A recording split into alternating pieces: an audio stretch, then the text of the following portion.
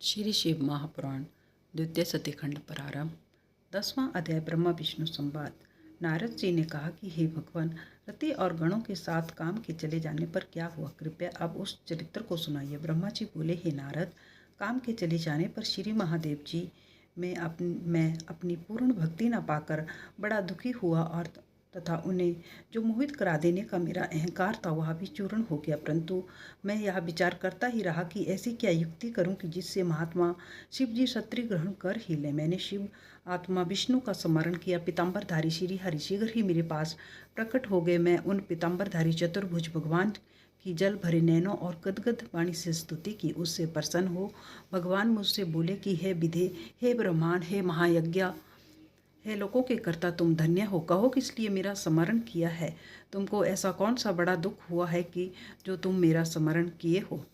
मुझसे कहो, मैं तुम्हारा वह सब दुख नाश करूंगा। तब एक दीर्घ निश्वास लेकर हाथ जोड़ प्रणाम कर मैंने देवादिदेव विष्णु जी से कहा कि हे रमानाथ, हे मनोकामना देने वाले, मैंने रुद्र के समनोहनार्थ सपरिवार मारगण और बसंत के साथ काम को भेजा था, परंतु सब निष्फल हुआ।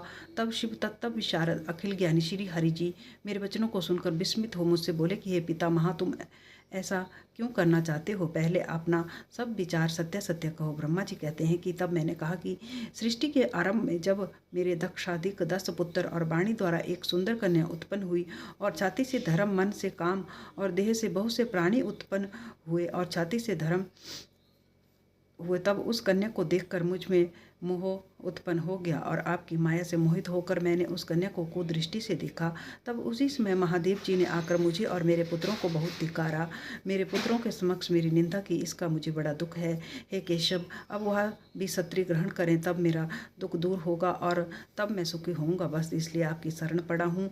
हे नारद, मेरी ऐसी बात सुनकर मधुसूदन भगवान हंसे और मुझे प्रसन्न करते हुए बोले कि हे विदे, आप सब लोगों के कर्ता और वेद वक्ता होकर ऐसी महामूढ़ मति वाले क्यों हो गए हैं?